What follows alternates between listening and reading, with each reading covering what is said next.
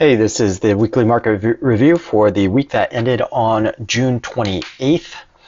And let's just take a look at how the markets went on Friday first. You can see that we came down. It was higher. It technically looks like did make a all-time high, 550.28, 550.12. So is that right? Well, interesting, because if we look in the intraday, where did this 551 level come from?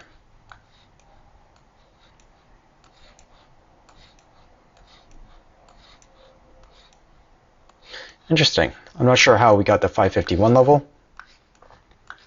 It probably should be a smidge lower, maybe down to here. Okay, 550.3. But interestingly, okay, so we technically just barely made an all-time high and then we traded off. So what I was saying on Friday morning was that we wanted to be careful of any bull traps, and that most likely fund managers were going to lean towards selling off before the vacation and take risk off, so that we probably would get chop during the first part of the day and then sell off towards the end of the day. And so we got that. We got a bull trap right at the beginning of the day, and it pulled back, and then we were very quietly drifted downwards. But if we, in the grand scheme of things, this looks like a pretty steady sell-off to the end of the day. It came down and hit this moving average and then just barely moved a little bit above it, and we can see that over here where we came in, we touched this EMA 8. The current EMA 8 is at 544.47 and we closed at 544.22, so we are actually below the EMA 8. That red line was drawn a few days ago when, or maybe the day before, when the EMA 8 was higher. So this was actually, let's see, 544.47.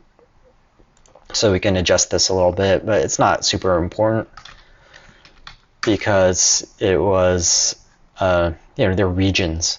They're regions. So we did bounce off of a previous EMA 8 level. So we would have been operating the level from the day before, a couple days before. In any case, we did come and challenge that EMA 8 and we closed right on the EMA 8. So it's looking like what we said actually happened. There was a plan to take risk off before the weekend and before the holiday week. And we're just looking for a catalyst at this point. We're not necessarily, I really doubt we're going to get it next week. We'll take a look at the reports. Even if there are significant reports that come out next week, fund managers aren't going to be actively trading, not with thin volume, not with a lot of people on vacation, or not, at least not programmatic and directional trades. We might be doing algorithms and we might be doing like sniping here and there, day trades just to pick up a few points here and there, but we're not going to be putting on trend changing type of trades. So we're not going to expect this to trend. We'll just expect more choppiness next week. And you can see that this week, even though it kind of went up, it was a really limited range and we just traded right back down on Friday. So we're probably going to get a similar type of week this upcoming week, or similar to the Juneteenth week, which was the week before, just sort of drifting upwards, but the very next week we pulled right back. So we're not going to expect this to be a super directional week, but let's take a look at everything anyway. So let's DXY. DXY is trending upwards slowly, and that's going to put pressure on the markets. TLT, huge pullback. It was higher during the day, and actually I think that happened at the last minute. Yeah, it started to trade lower, it started higher, traded lower throughout the day, but then at the last hour or hour and a half, it really started to move down, especially in the last 5 minutes, 5-10 minutes right here. Just really took a dump here. So this is starting to look more in line with what we're expecting in terms of the probability of a rate cut in July hitting 0. And right now, actually, if we look at our recommended position, not recommended positions, but the trades that we were, example trades that we were doing in order to show you how we might take advantage of that expected move. Well, we can see that we were hurting a little bit because it went up, it bounced and recovered here, and we didn't take advantage of this pullback right here. We mentioned it, but we didn't actually execute on it. So now this pullback right here, let's see what it did to our TLT positions. So we'll take a look at TLT, and you can see that of the three, phase 1, phase 2, phase 3, you know, the phase 1 is down only 11%, phase 3 is down 23%, phase 2 is up 25%. And so on net, we are pretty break even here, maybe down just a tiny bit on this particular trade if you had equal allotments of dollar amounts right here. So all we need is that for that to come back down a little bit further, maybe to EMA 8, maybe to the top of this channel, and we should be in profit, and we might consider closing the trades we have and opening a different trade. Or if we don't want to suffer the commissions lost because of that, we would just hang on, because this really should be heading towards zero. If we look at our Fed watch, let's see what it says now. It still says 10.3. Yeah, still says 10.3. This may not have updated. That might have been too fast of a move, and they haven't calculated yet over the weekend for whatever reason. So we'll see how this looks on Monday morning or during the market hours to see if they adjust this, because with that huge sell-off, this really should be lower than 10% now. So TLT is moving in the direction that we expected. It's going to move downwards. That's going to put some negative sentiment into the bond market over here. If we look at our CPC, nothing special right there. VIX popped up a little bit, but it's not significant. It's still at these lower levels right here.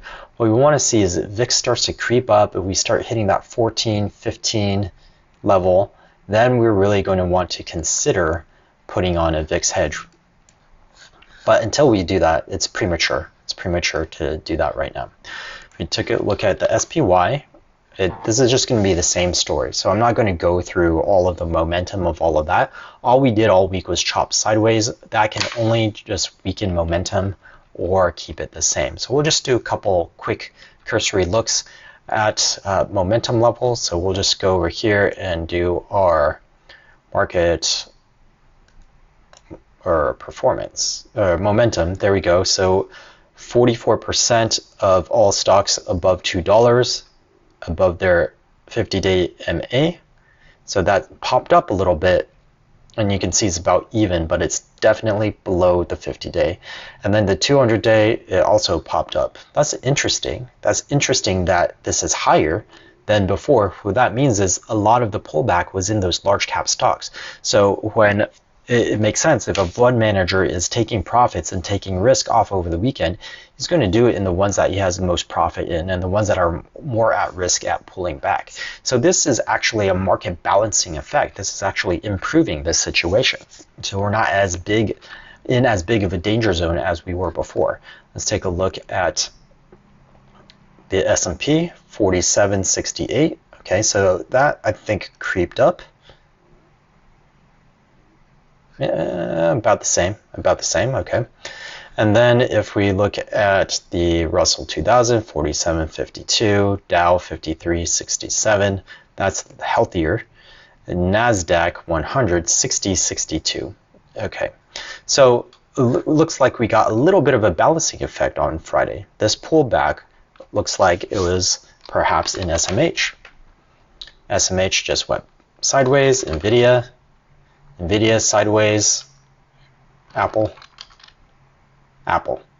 was the major pullback right here. And Microsoft, not a huge pullback, but a pullback to the EMA 8. And let's look at Netflix. Okay, nothing too major right there. So it looks like Apple is the big pullback over here, and even that, it's not huge. It's just down to the EMA 8.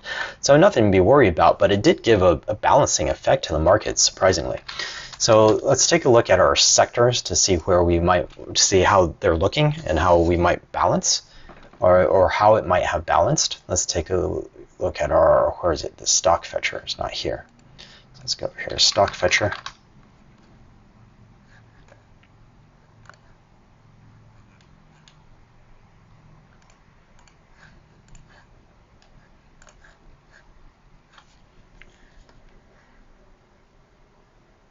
Okay, and so we've got alignment at the top.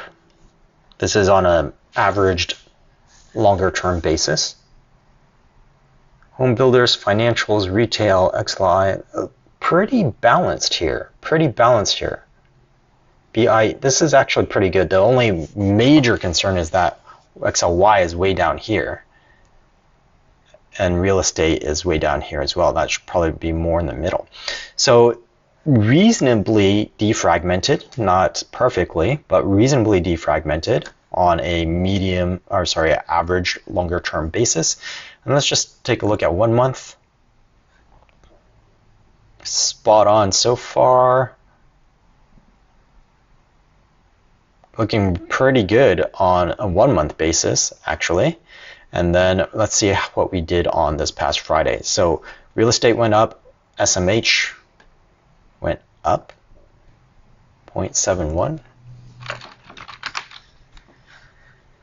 Yeah, SMH was up 0.71. Okay, so made some gains, small gains in SMH and real estate, a little bit in silver and energies, IWM, so Russell 2000 small cap stocks, financials. So all of these are just barely above random, and then these are random, so we won't count them. And then on the downside, the S&P, which is dragged down by staples, the overall QQQ, defense, communications. Okay, so there is a increasing discrepancy between the communication sector and the rest of tech, and then XLY, XLU. Okay, so that's interesting. So that's bigger than Apple looks like, was these three sectors dragging us down. So let's take a look at XLC.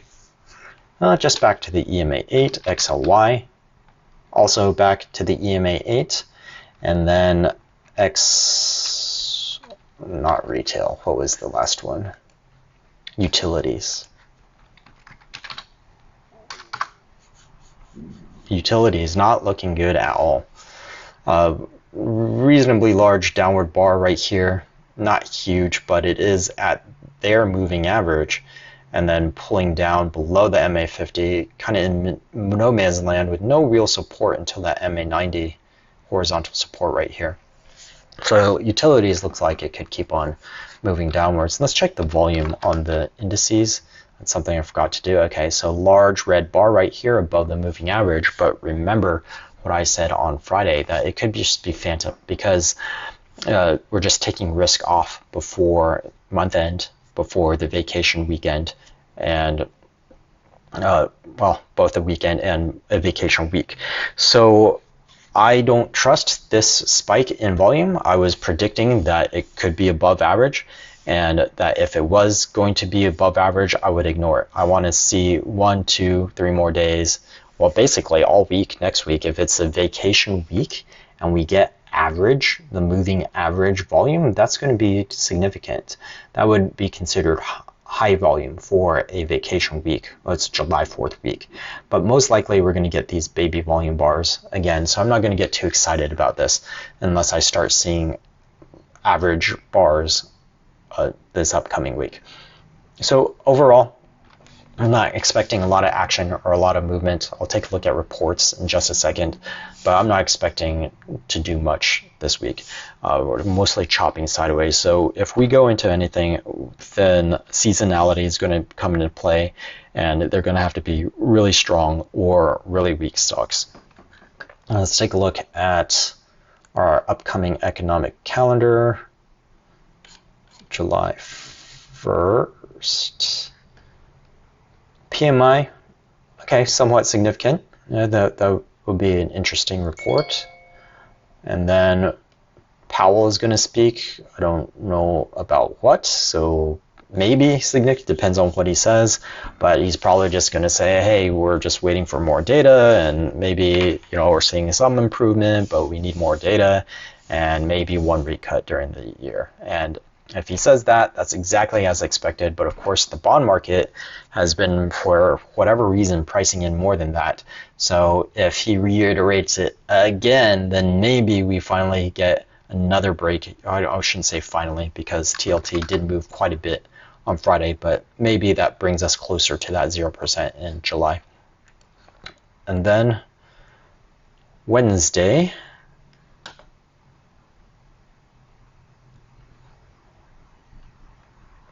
FOMC minutes. So what will happen here is algorithms will comb those minutes, look for differences in speech patterns, and based on what the Fed said during their meeting, then that will trade up or down. So this will create some volatility. Maybe not necessarily directionality. I don't expect them to say anything that they haven't been saying, but it'll create some volatility on Wednesday. Thursday is off. And then Friday, the unemployment rate. So there's always a little bit of uncertainty around the unemployment rate. So this could cause some volatility, maybe a little bit of directionality. We should see implied volatility after this report come down a little bit, because then we know, right? So elevated going into it, and then maybe dropping a tiny bit after the report actually releases. So nothing major, except for maybe the FOMC minutes. But I don't expect anything major from that report. I'll see some volatility. We might see volume spike that day, but nothing to get excited about. So really, we're looking at a pretty quiet vacation week next week, and we're going to position ourselves really carefully. I'm tired of being in neutral and cash, so I am going to put cash to work in my portfolios, but I'm going to be extremely careful and extremely judicious about it, and I'm going to take in as many factors as I possibly can to pick ones that can still move in this environment, either up or down, since we are focused on single options positions at the moment. Now, if you can do spreads, then this is a great environment. You do some spreads, iron condors or whatever, that span a reasonable distance, and just collect premium and time decay over the vacation week, because we're not expecting huge movement, although we do have a few reports that can create a lot of volatility, because if we have low volume, then it's easier to push prices around. But of course, you can get paid more for that volatility as well. So it's just reward risk ratios. You got to watch that carefully. Okay, so that's it for this weekly market review. We're just going to expect a fairly quiet week ahead, and we're just going to start allocating cash very, very carefully.